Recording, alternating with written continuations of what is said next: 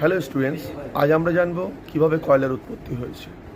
আজ থেকে 30 কোটি বছর আগে অর্থাৎ কার্বনিফেরাস যুগ ও 7 থেকে 10 কোটি বছর আগে টারশিয়ারি যুগে, এই দুটি যুগের মধ্যেই পৃথিবী সহ ভারতে কয়লার উৎপত্তি পরিলক্ষিত হয়।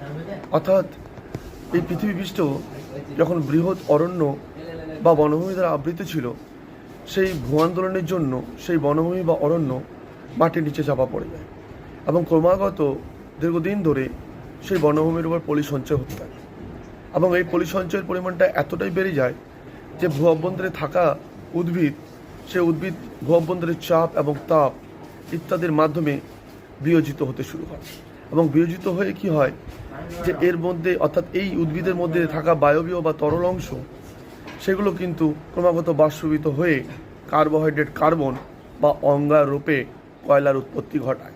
তো এটাই ছিল সংক্ষিপ্ত বিবরণ কয়লার উৎপত্তি। আশা করি তোমাদের এই ভিডিওটা খুব ভালো লেগেছে।